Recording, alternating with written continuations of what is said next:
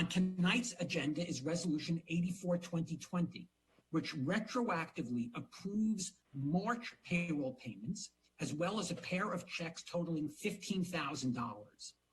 Yes, these happened 8 weeks ago, but at least we have the names of the vendors.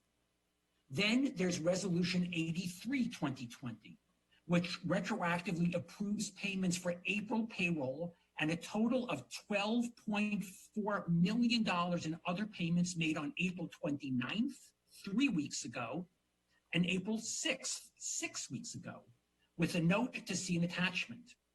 There are no details for this $12.4 million. How will council approve these transactions? How can the public trust that there is adequate transparency?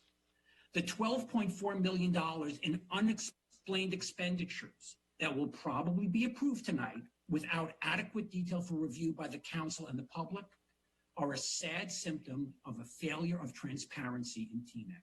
Thank you. I'm muted. Yes, that's Chuck Powers again. I want to follow up something that Mr. Sohn asked, and ask that you folks pull and discuss tonight the ratify payments, particularly the number resolution number 83. I don't understand why it is that you have such huge numbers that have been apparently already paid by the township without going through the normal process of being reviewed, first of all, in the context of a bill list, and to have something on the agenda which says see attachment, but there is no attachment. So what appears to be $12.4 million worth of expenditures that the town has already agreed to pay, and I don't know whether or not the council has access to it. The public certainly doesn't have access to what those $12.4 million in checks or whatever form of compensation was provided. It's possible. I mean, I have no idea. It's possible that those are numbers associated with what is delivered to the Board of Education, or even to the county. But then they should be specified in the resolution. And I certainly hope that the council will seek clarification of what is going on in such a large number when they are being asked retroactively, inconsistently with what is normal process for a governing board to approve payments prior to their actually being made. And I'm not saying that I know what that is. All I'm saying is, how in the world can we not know what that is? Finally, I'll leave the payments and the transparency issues for the clerk and Dean to discuss, but suffice it to say, I get the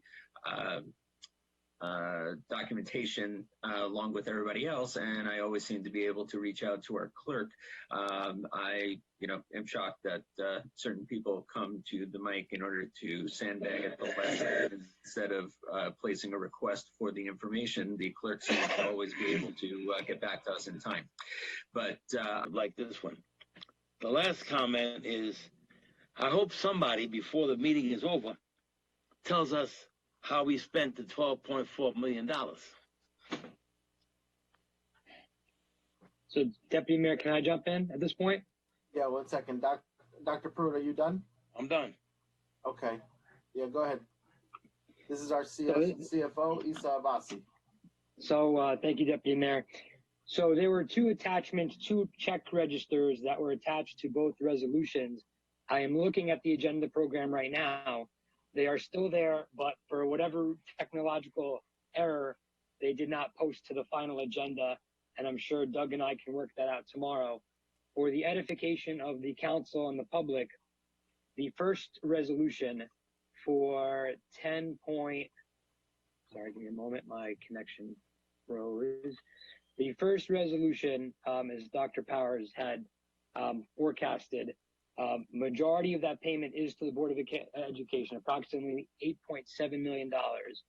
8.767 were wire transfers to the Board of Education, which the Board of Education and my office have a schedule for recurring payments. We are simply the middleman. The Board of Education strikes their tax levy. We collect the taxes and disperse to the Board of Education. $1 million was to the Depository Trust Company, which is interest on a bond anticipation note. And there was another approximately almost $500,000 between the state of New Jersey for health benefit payments and another $90,000 for our risk insurance provider. So one check register was for 10.973 million for those bills I mentioned. And again, those will be back up most likely by tomorrow once the clerk and I can regenerate the agenda. The next check register for 1.445 million was for various bills that had to be paid absent the meeting, which the Township Code authorizes me to do if they're reoccurring payments. The largest payment is for 1.204 million, which is for the BCUA, the sewer bill. And you remember, a lot of people were buying toilet paper during the beginning of the pandemic, and we have to make sure that the county's still being paid to make sure the sewer system is running. Some of the other larger bills were for Suez Water, Rachel Michelle's Fuel, a tree service provider, and the Township Attorney's retainer, for which he was doing work for us, and that all comes down to 1.445 million. Again, these documents will be re-uploaded by tomorrow. There's nothing nefarious. There's no hidden agenda here. Everything would have been out there, but you know, technology does have errors at some point.